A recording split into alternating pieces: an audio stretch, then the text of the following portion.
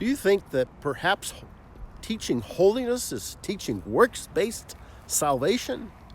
See, there are some that will bring that accusation, but it's a false accusation because it's based on a false understanding what the Bible teaches. Now, what brings this to clarity is Jesus' teaching on the man, the servant that had sinned and came to the Lord and got forgiveness. It talks about it in Matthew 18:23 through 35, so I don't have time to read the whole thing, but there the servant, he had a debt to his master that he could not pay.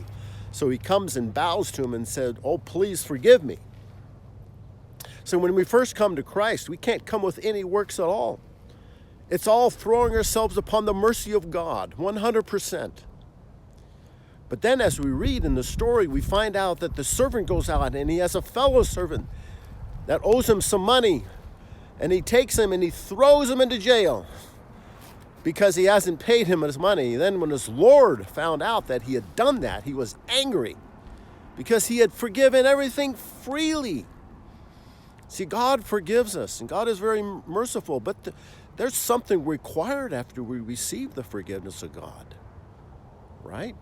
And it's not just forgiving. Yes, it is forgiving. That's the point of the lesson here. But it's also stopping sinning.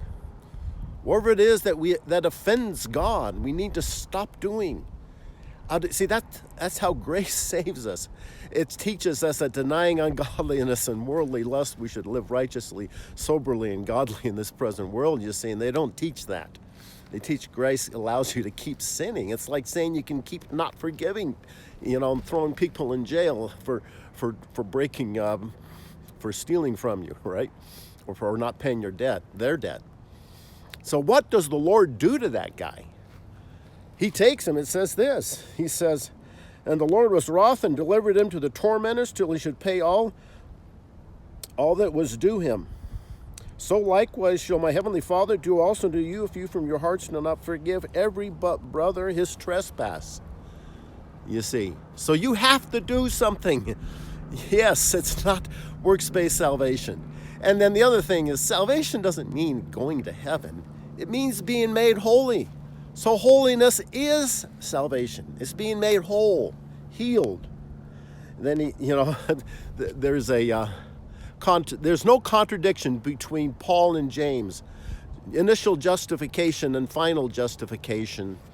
Initial is when you first come to Christ, you come without any works. And in the end, you have to come with faith and works. God bless you.